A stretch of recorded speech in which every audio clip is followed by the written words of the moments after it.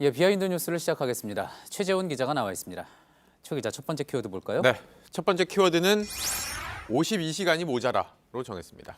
예, 주 52시간제 이야기하는 것 같은데 무슨 내용입니까? 네, 황교안 자유한국당 대표가 오늘 서울대에서 학생들을 대상으로 경제 특강을 했습니다. 그런데 이 자리에서 이렇게 얘기를 했습니다. 주 52시간으로 줄인 것은 과도한 것 같다. 대한민국은 좀 더 일해야 하는 나라다라고 했고요. 또 이렇게도 얘기를 했습니다. 젊은 사람들은 애들 키우고 돈 쓸 때 많으니까 일을 더 해야 하는데 그걸 막아버린 것이다라고 했습니다. 예. 자, 그러니까 대한민국에서는 주 52시간 정책을 하기에 좀 이르다, 시기상조다, 이런 문제점을 비판한 것 같군요. 네, 주로 주 52시간제에 대한 비판을 한 것인데 이런 얘기도 했습니다. 정부는 주 52시간제를 지켜라, 안 하면 처벌하겠다라는 것이다. 그런데 그런 나라는 세계적으로 없다라고 말을 했습니다. 예. 이 근로시간 단축 안 지킨다고 처벌하는 나라가 세계적으로 없다라는 주장인데 하지만 사실 있습니다. 그렇습니까? 네, 예를 예. 몇 개 들어드리면 이 독일 같은 경우에는 우리 돈으로 최대 2천만 원 상당의 과태료와 최대 1년형, 영국은 이 벌금 부과한 뒤에 이 시정 명령을 미이행할 시에 2년 이하 징역, 또 일본 같은 경우에는 330만 원 이하의 벌금이나 6개월 이하의 징역, 이 밖에 프랑스, 이탈리아 등도 벌금을 물고 있습니다. 물론 주 52시간제에 대한 찬반 의견이 분명히 존재하고 또 처벌 수위가 과한지 아닌지에 대한 의견 차도 있습니다만 근로시간 단축 안 지킨다고 처벌하는 나라가 세계적으로 없다라는 발언은 잘못된 발언입니다. 예. 금요일 뉴스룸에는 팩트체크가 없다 보니까 최재원 기자가 팩트체크를 한 셈이군요. 네, 간단히 해봤는데 예. 자, 이거 사실상 주요국 독일이나 영국, 일본이 다 그런 제도를 시행을 하고 있는 거고 네.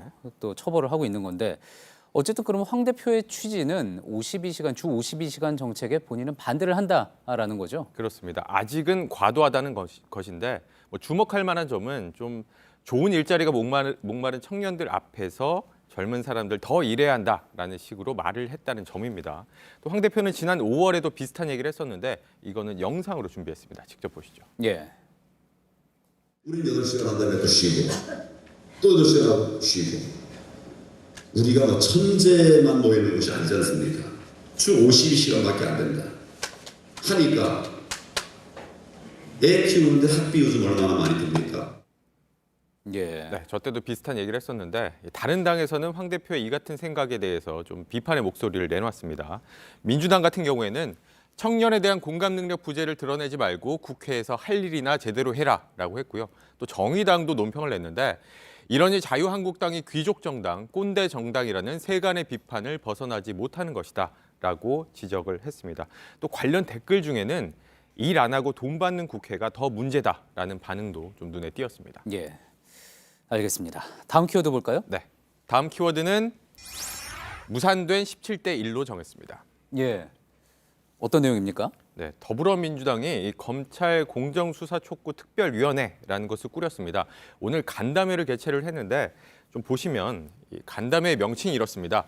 김기현 전 울산시장 측근 비리 사건 등 공정수사촉구 간담회라고 명칭을 붙였고 민주당은 이 자리에 이 검찰과 경찰의 고위 간부를 불렀습니다. 검찰은 강남일 대검찰청 차장검사, 경찰은 임호선 경찰청 차장이었는데 모두 참석하지 않았습니다. 예. 검경 간담회를 연 건데 검찰과 경찰 모두 참석을 안 한 것이죠. 특위위원들끼리만 간담회를 진행하는 좀 머쓱한 상황이 연출이 됐는데 여기서 민주당은 검찰에 대한 불만을 쏟아냈습니다. 직접 들어보시죠. 예. 강 대검차장은 최근 국회에서 여야 의원들을 개별적으로 만나 수사 관련 해명을 한 바 있는데 이런 개별 면담엔 응할 수 있고 특히 공식 요청에는 응할 수 없다는 데 유감을 표명합니다. 예. 최재원 기자 이야기대로 좀 머쓱한 상황이 된 것 같습니다. 그나저나 왜 안 왔다고 합니까? 일단 검찰은 수사 중립성 또 공정성 등을 고려할 때 부적절하다라는 이유를 들었습니다. 이 민주당이 또 수사 관련자들도 간담회에 불렀기 때문인데요. 이런 말도 나왔는데 이 검찰 나와봤자 특위위원들로부터 수사 관련해서 좋은 얘기 못 듣고 불만만 잔뜩 들을 것이기 때문에 굳이 올 이유가 없지 않느냐라는 예. 말도 나왔습니다.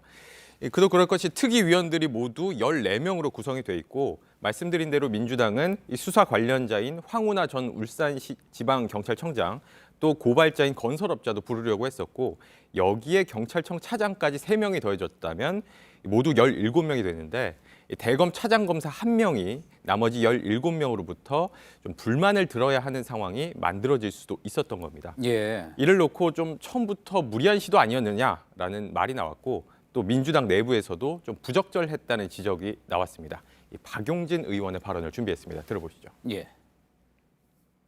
이게 이제 공개적으로 이렇게 그 검찰이 또 이제 자리에 안 오고 이렇게 하게 됨으로써 오히려 더 갈등이 증폭되고 있는 게 의식해가면서 하나하나 조심스럽게 가는 것이 맞다고 생각을 합니다. 예. 네, 이 특위는 공개가 싫다면 비공개라도 하자 이런 입장이고 경우에 따라서는 윤석열 검찰총장을 항의 방문하는 방안도 좀 검토를 하고 있습니다. 예. 알겠습니다. 여기까지죠? 네. 예. 비하인드 뉴스 최재원 기자였습니다.